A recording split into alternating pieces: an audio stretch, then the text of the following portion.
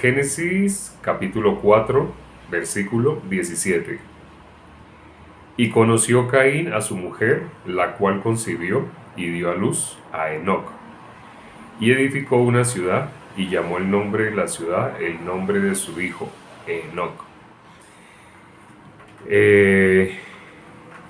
Aquí vemos entonces, ya empieza a hablar de la descendencia de Caín. Dice que edificó una ciudad. Realmente hay tres hijos principales que vamos a tener que mirar en detalle de Caín. Entonces, inicialmente dice, conoció Caín a su mujer, la cual concibió y dio a luz a Enoc. Bueno, y edificó Enoc una ciudad y la llamó por el nombre de él mismo, Enoc. Este Enoc que aparece acá no es el Enoc que aparece en la genealogía de Adán. En el capítulo que viene, el capítulo 5, que ya estamos aproximándonos, ahí se habla la genealogía de Adán. Y aparece Enoc, muy importante. Algunas personas incluso me han nombrado un libro que se está poniendo de moda, de auge, y es el libro de Enoc. Y me preguntan si es bíblico así. Ya en un live entero hablamos al respecto de ese libro. Pero entonces el Enoc que aparece acá, la diferencia que hay con el Enoc que vemos en la descendencia de Adán, es que este Enoc es hijo de Caín. El siguiente Enoc es hijo de Set. Cuando digo el siguiente Enoc, me refiero al que aparece en el siguiente capítulo, en el capítulo 5. Se va a hablar muy importante de Enoc. Es un personaje muy, muy importante. Pero en ese momento estamos hablando de Enoc, hijo de Caín, no Enoc, hijo de Set, de la genealogía de nuestro Señor Jesucristo. No. Entonces, vamos a mirar acá. En este caso, lo primero que dice este versículo es, conoció a su mujer, ¿cierto? Vamos a mirarlo nuevamente. Dice, conoció Caín a su mujer. Ya en un en vivo habíamos hablado de qué es eso de conoció a su mujer. ¿Por qué aparece la expresión conoció a su mujer? ¿Por qué no aparece una expresión que usamos en el lenguaje actual? Tuvo relaciones sexuales. ¿Por qué no aparece ese lenguaje? Sino conoció a su mujer. Porque ayer algo que vimos al principio también tenía que ver con el lenguaje espiritual. Entonces, ya en otro live también hablamos específicamente sobre la palabra conocer.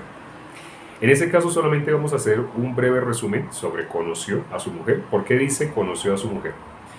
Porque en la Biblia, como nombramos ayer, se habla de el esposo y su mujer. Está hablando de Cristo, la iglesia. En el lenguaje espiritual se habla en ese sentido, de cuando se habla de su mujer, la iglesia. Entonces en este caso está diciendo conoció su mujer. ¿Por qué la palabra conoció? Porque ¿a qué vino nuestro Señor Jesucristo? Vino a edificar su iglesia. Eso es algo que también hemos nombrado recientemente en varios en vivo. Entonces, cuando dice en Mateo 16, sobre esta roca edificaré mi iglesia. Nuestro Señor Jesucristo vino a edificar su iglesia. La conoce muy bien. Cuando Él venga, viene por segunda vez. Nuestro Señor Jesucristo viene por segunda vez y viene por su iglesia. Pero ¿qué característica tiene? Ya algunos lo saben. Otros que entraron hoy por primera vez no saben cuál es la característica de la iglesia. La característica principal de la iglesia es cuando nuestro Señor Jesucristo viene por su iglesia, viene sin relación con el pecado. Algunas personas por el video de ayer, más que por el de hoy, por el de ayer y por el de antier, me han preguntado o me han dicho, pero si nuestro Señor Jesucristo vino por los pecadores, no vino por los justos, vino por los pecadores. Sí, efectivamente, nuestro Señor Jesucristo vino por los pecadores, no por los justos. ¿Por qué? Porque ¿qué puede hacer nuestro Señor Jesucristo con un pecador? Lo puede justificar. Entonces, ¿por qué no vino por los justos? Porque los justos que existían, lamentablemente, eran conforme a su punto de vista. Hay dos tipos de justo. El justo que Dios justifica. En la Biblia dice, Dios es el que justifica. Cuando he hecho esta pregunta, algunas personas pues contestan nuestro Señor Jesucristo. ¿Quién justifica? ¿Quién es el que justifica? Muchas personas contestan, nuestro Señor Jesucristo. Pero en la Biblia aparece claro el versículo que dice, Dios es el que justifica. ¿Por qué aparece así? Si la obra que nos justificó fue la obra que hizo nuestro Señor Jesucristo. ¿Por qué en la Biblia aparece que Dios es el que justifica? Porque nuestro Señor Jesucristo no vino a hacer su voluntad, sino vino a hacer la voluntad del Padre. Por eso el que justifica es Dios. Es más, ¿quién fue el que nos justificó? Todos, o si no todos, gran mayoría de personas conocen Juan 3:16. De tal manera amó Dios al mundo que ha enviado a su Hijo unigénito, etc. Entonces, ¿quién es el que nos amó? Dios. El Dios que más de uno habla, murmura, diciendo que el del Antiguo Testamento no es el mismo del Nuevo, así. Pero no, es el mismo. Para conocer el corazón de Dios en el Antiguo Testamento es necesario fijarse muy importantemente en el corazón. ¿Qué es lo que él quería? Cuando decimos la expresión el corazón, ¿a qué nos referimos? O bíblicamente, ¿por qué se habla de que David era varón conforme al corazón de Dios? ¿Por qué esa expresión corazón? Porque es muy diferente cómo nosotros recibimos o cómo percibimos a cuál es la intención, la verdadera intención. A eso se llama el corazón. Por ejemplo, un padre que ve a su hijo que está a punto de hacerse daño. El niño tiene tal vez 3, 4 años, 5 años, y a los niños algo que tiende a gustarles es hacer equilibrio, caminar en el orillo, hacer equilibrio. ¿Por qué les gusta eso? Porque ellos están desarrollando su parte motriz e inevitablemente ellos van a buscar esas circunstancias que les obligan a tener mayor equilibrio. Es algo natural. Entonces, uno ve un niño haciendo equilibrio. Pero pongamos el caso extremo de que el niño está haciendo equilibrio, pero en una hilera de ladrillos. Pero esa hilera de ladrillos, a un lado tiene un jardín muy bonito. Y si el niño sigue caminando, resulta que en algún lado va a empezar, a este lado va a empezar una reja. Y la reja tiene púas. Entonces el papá logra ver mucho más que el niño. El niño solamente está como un niño haciendo el ejercicio de equilibrio que su naturaleza le pide. Pero el papá está mirando algo más. El papá está mirando el peligro en el que el niño puede entrar si hace equilibrio, específicamente en esa hilera de ladrillos. Porque a un lado hay un jardín, pero al otro lado hay una reja. El niño solamente está mirando los ladrillos para hacer equilibrio, pero el papá está mirando si se cae en el jardín, los vecinos se van a poner muy furiosos porque le estaría dañando el trabajo de jardinería que le hicieron. Y si se cae sobre la reja, peor, porque el que se puede lastimar, se puede fracturar, hacer algún daño, enterrarse alguna de esas varillas, es el niño. Entonces el papá cuando ve al niño haciendo equilibrio ahí, el papá se asusta. Y el papá entra en modo protección. Entonces sale corriendo y levanta al niño y le dice que nunca vuelva a hacer equilibrio ahí. Pero el papá tal vez está muy ocupado, tal vez tiene muchas cosas y solamente lo coge y habla con la mamá y le dice que tenga cuidado, que mire dónde estaba y le habla a la mamá. Pero el niño no entendió bien por qué no, solamente que no, como si no le gustara, como si el papá no le gustara que el niño hiciera equilibrio. Entonces, pasado unos 2, 3 días, el papá está en la oficina y se asoma por la ventana y ve que el niño otra vez se dirige hacia esa hilera a hacer equilibrio. El papá, muy exaltado, muy enojado, porque ya le había dicho al niño que no lo hiciera, sale corriendo y lo retira, pero esta vez le habla muy duro. Y es más, le habla en un tono muy fuerte. El niño empieza a llorar, porque le dice, yo ya te había dicho que no te quiero volver a ver, así, haciendo equilibrio acá, así. Entonces, el niño cómo puede percibir esa cara del padre enojado, lleno de adrenalina, furioso. El niño puede percibir, me odia. Así el niño lo puede ver, me odia. Mi papá me odia. Si el niño tiene tal vez 5 o 6 años, el niño de pronto ya ha oído un vocabulario, adopción. Y el niño de pronto dice, yo creo que mi papá no es mi papá, yo creo que él me adoptó. Porque él me odia. El niño, ¿qué percepción tuvo de lo que hizo el papá? Me odia, no me quiere. Así, el niño percibe de esa manera. ¿Cuál es el verdadero corazón del padre? ¿Le habló así porque lo odia o por amor? Ustedes que conocen la escena desde lejos, ustedes se dan cuenta, el padre lo está haciendo por amor, pero en las condiciones que lo hizo y bajo el susto, bajo la presión, bajo el estrés, el padre reaccionó de una manera muy agresiva. Y porque ya no era la primera vez, era la segunda vez. Entonces nosotros, conociendo toda la escena, sabemos, el padre ama al niño. Es entendible lo que el padre hizo en las condiciones que el padre estaba. Es decir, podemos, en ese momento, viendo la emergencia que se suscitó, entender al padre, tener empatía con el padre. ¿Sí? Sí. Otra persona, de pronto, que esté en la calle, podría haber maltrato infantil. Otra persona no podría entender por qué lo levantó así, no se daría cuenta del peligro en el que el niño está entrando. Entonces, cuando hablamos del corazón, cuando en la Biblia se habla del corazón, es entender las intenciones de Dios, entender cuál es el deseo de Dios, qué es lo que Dios quiere. Si solamente las personas leen las palabras, de pronto entran en la ley, entran en las obras, por malinterpretar el corazón de Dios. En Éxodo 19 Dios nos dio la ley, pero muchas personas, sin conocer el corazón de Dios, piensan que la ley tiene como finalidad única y exclusivamente que nosotros hagamos, como si a Dios le placiera que nosotros hiciéramos algo que nos representa sacrificio, esfuerzo, que nos cuesta. Pareciera. Sin conocer el corazón de Dios, las personas se pueden expresar así. Hay un caso en la guerra de Vietnam, es inevitable muchas veces nombrar la guerra de Vietnam. Eh, Sucedió un caso con un joven norteamericano. Él era morenito, su madre también afrodescendiente. Ellos vivían en Harlem. Pero entonces él participó en la guerra de Vietnam. Pero resulta que en la guerra de Vietnam él era fornido. En Estados Unidos él jugaba básquetbol desde el colegio porque era alto, así. Pero entonces, estando en la guerra, él sobrevivió. Primero que todo, algo de admirar, porque no todos, o muy pocos, el porcentaje de los que sobrevivían de la guerra de Vietnam eran muy pocos, muy pocos. Pero él sobrevivió, pero quedó con secuelas.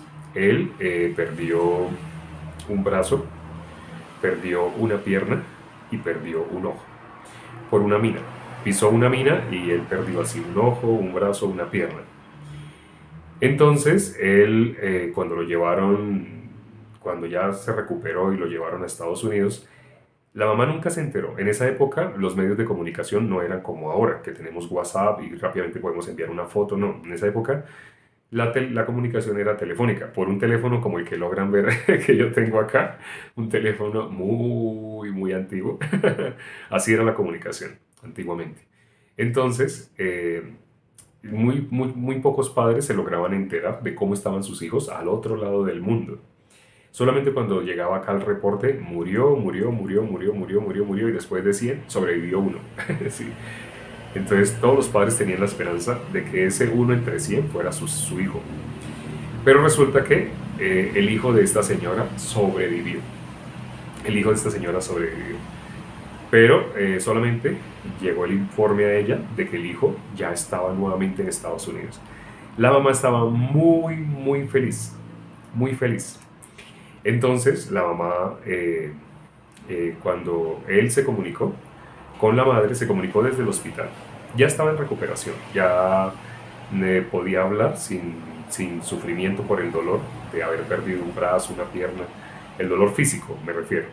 Entonces él se comunicó con la mamá y le permitieron esa comunicación, pero él optó por decirle a la mamá no directamente lo que le había pasado, sino él se lo dijo de una manera, él quería ver cómo la mamá iba a reaccionar ante la condición en la que él había quedado.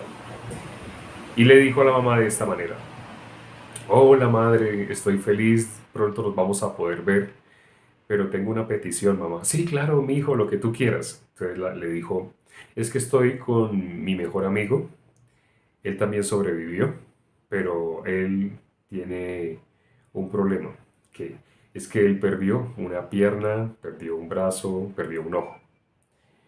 La mamá entonces le dijo, tráelo, yo quiero conocer a tu mejor amigo, lo vamos a recibir como si fuera... Y sí, mamá, pero es que hay una...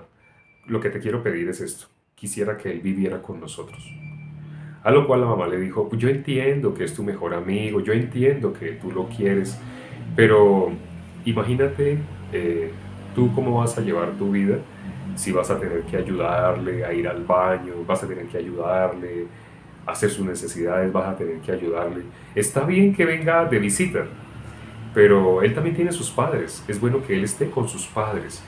Entonces él se sintió muy triste y le dijo, ok mamá, entiendo, y colgó. Pero él, ¿cómo vio? ¿Qué vio en el corazón de la madre? ¿Cómo él interpretó el corazón de la madre? Él vio, hay rechazo. Él vio rechazo.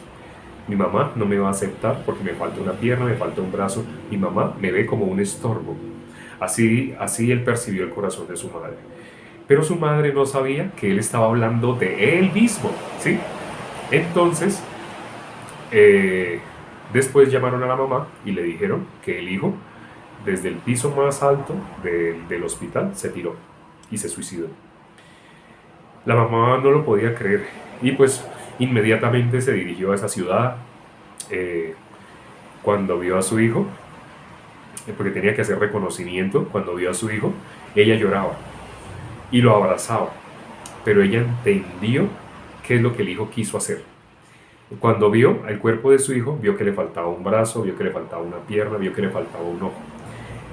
Él se suicidó porque él pensó que la madre lo veía como un estorbo por la técnica que él aplicó para hablar con su madre.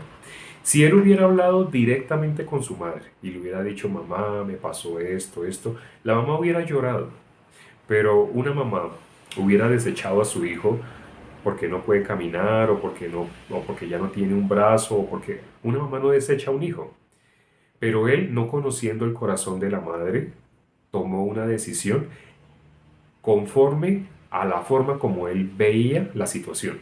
A él le parecía que iba a ser un estorbo para su madre. Él prefirió acabar con su vida. Pero nosotros sabemos el corazón de la madre no es ese. A eso se refiere el corazón de Dios. Cuando en la Biblia se habla, David, varón, conforme a mi corazón, cuando Dios dice esa frase famosa de David, dice quién es David. David, varón, conforme a mi corazón.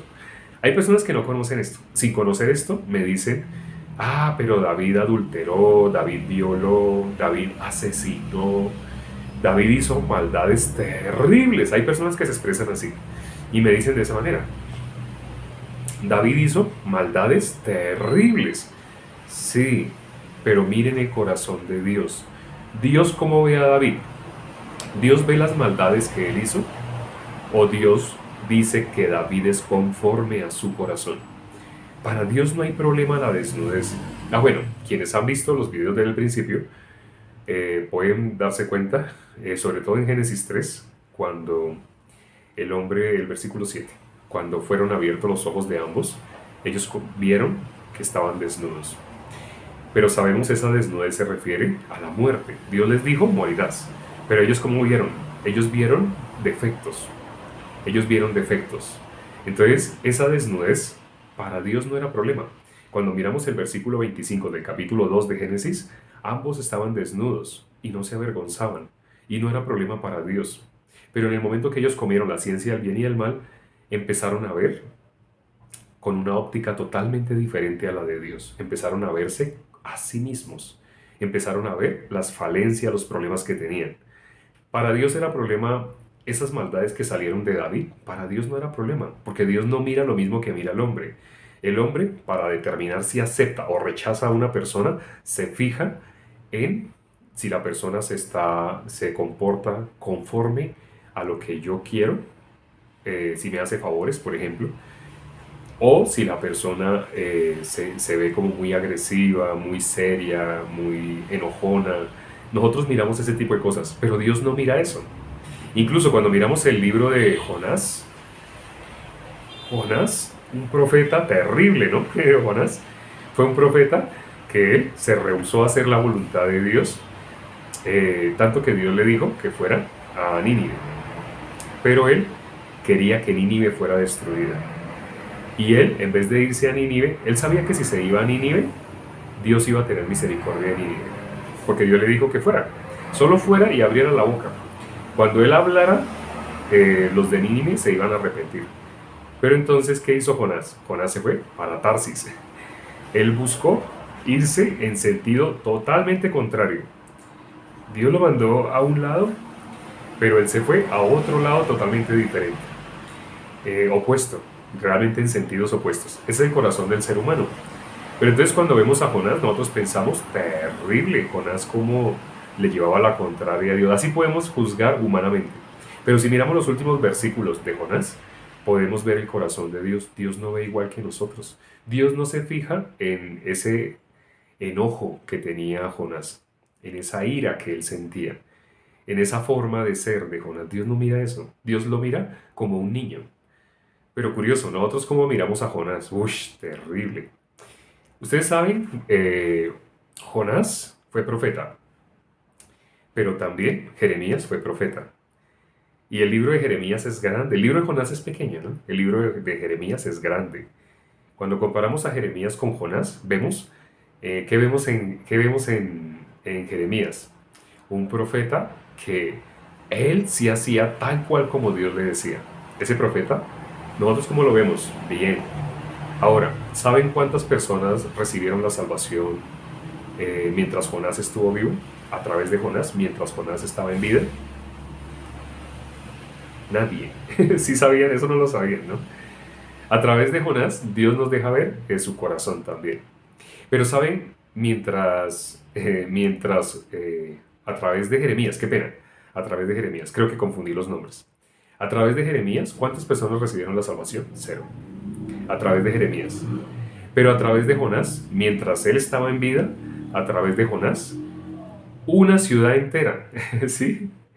Desde el rey hasta todos los que estaban debajo del rey, todos se arrepintieron, todos recibieron la salvación. Entonces, fueron muchas personas las que recibieron la salvación a través de Jonás. Pero Jonás quería, Jonás no quería. Jonás quería que se condenaran. Ese era el corazón de Jonás, igual que los Boanerges, igual que el corazón de nosotros. Pero el corazón de Jeremías, él quería hacer la voluntad de Dios. Y él iba, Dios le decía, diga esto, y él iba y decía eso. Haga esto, y él iba y hacía.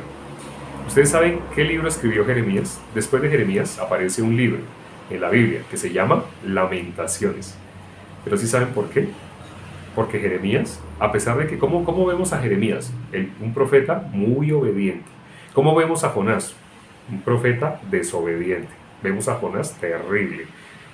Pero ¿a través de quién Dios dio salvación a más personas mientras el profeta estaba en vida? Claro, mientras el profeta estaba en vida, a través de Jonás. En cambio, a través de Jeremías, lamentablemente no, mientras él estaba en vida. Ahora, nosotros usamos mucho el libro de Jeremías para ver el corazón de Dios. El de Jonás también, porque en el de Jonás podemos ver cómo Dios tiene amor por Jonás.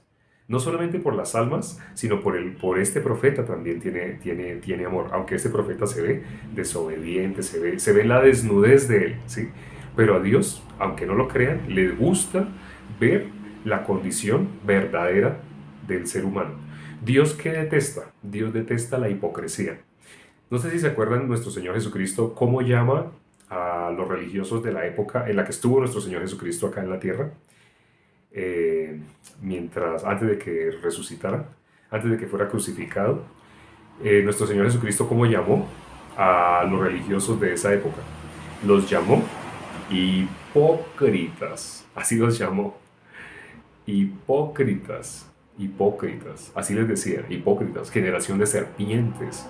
Pero curioso, cuando miramos los religiosos de la época de nuestro Señor Jesucristo, ellos se esforzaban por guardar la ley. Ellos se esforzaban por guardar la ley.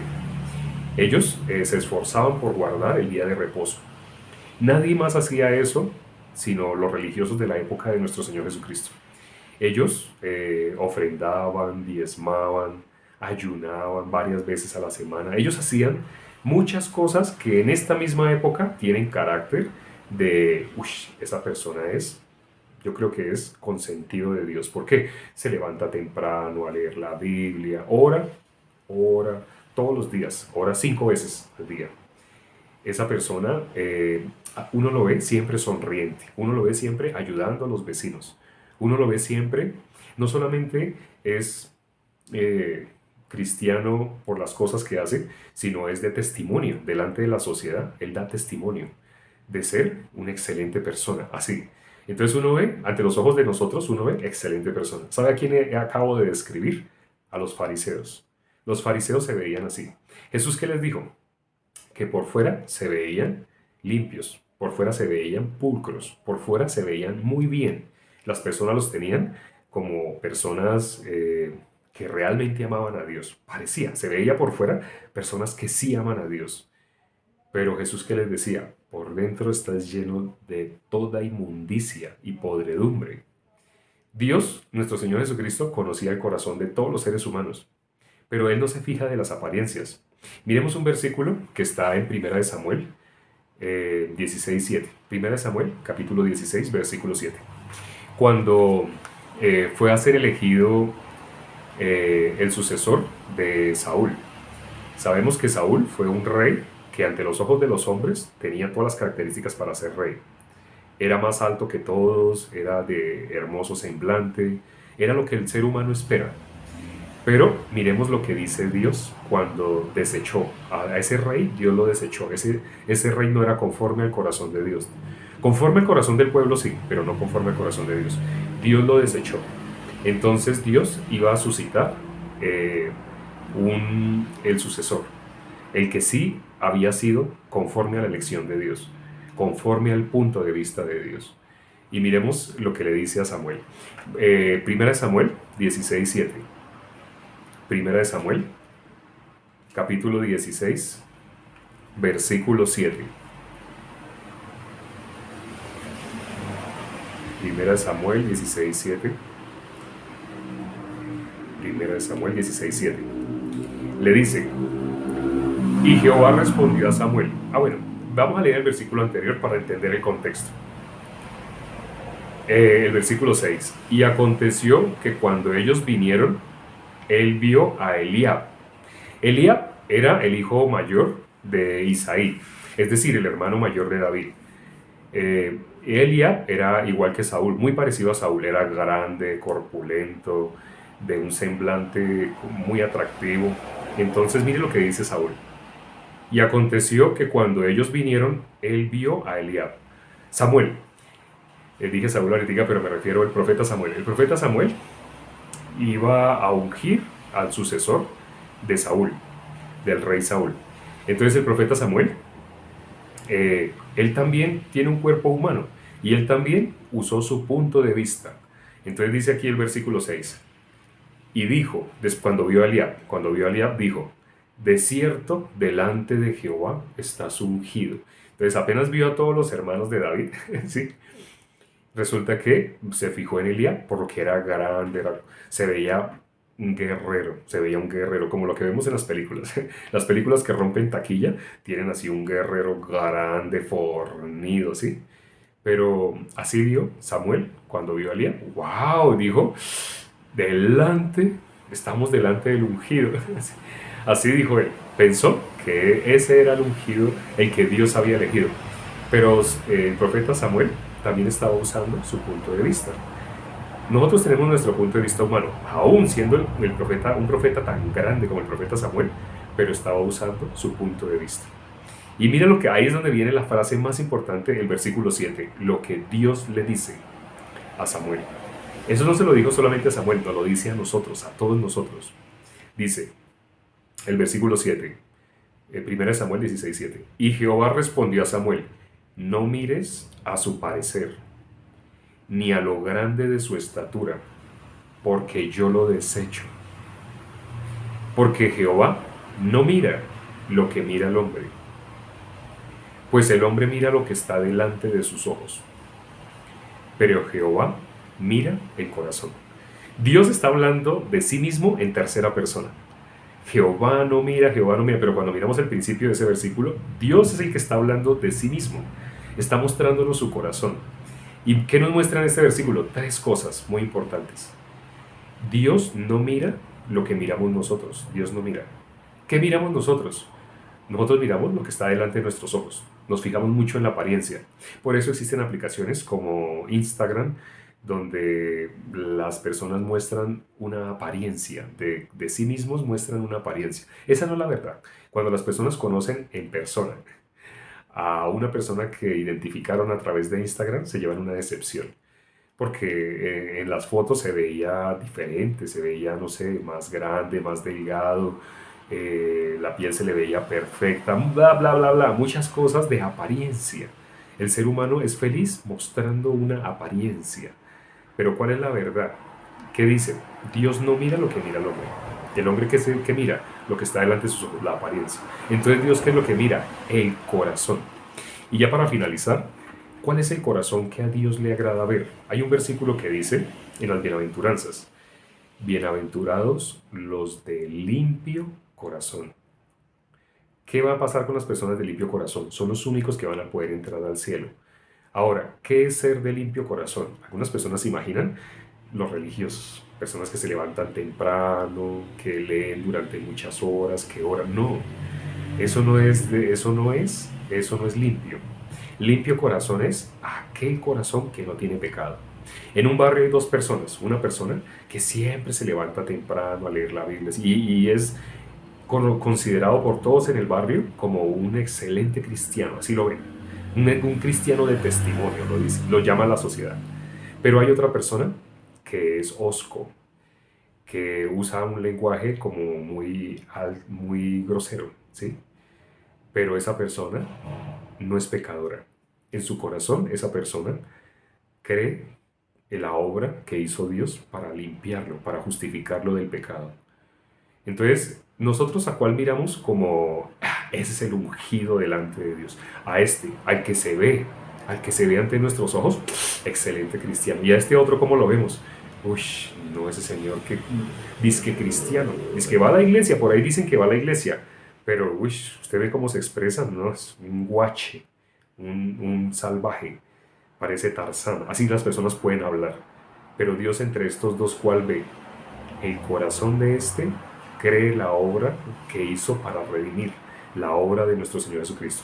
Y el corazón de este, como Él se cree tan bueno, esa persona no necesita de Dios.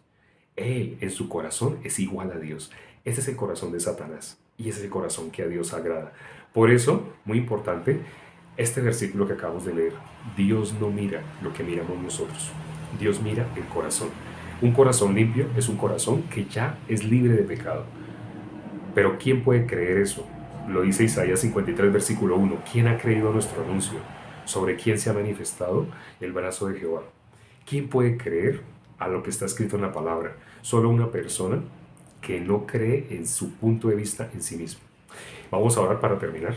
Padre, gracias por este tiempo que nos diste para compartir tu palabra, para compartir tu corazón. Permite que hoy quede claro qué es el mundo del corazón. ¿Qué es eso de ser conforme al corazón de Dios? Permite que, si a alguien no le quedó claro porque llegó tarde, vea el video desde el principio para que le quede claro. Muy importante conocer exactamente el punto de vista de Dios. Permite que todos los que se conectaron el día de hoy realmente no quieran acomodar a Dios a sus puntos de vista, sino quieran acomodarse ellos mismos al punto de vista de Dios. Dales ese corazón, te lo pido, y he orado en el nombre de mi Señor Jesucristo. Amén. Nos vemos, ya saben, mañana a las 9 de la noche, hora de Texas, hora de Colombia, hora de Perú, de Ecuador. Chao.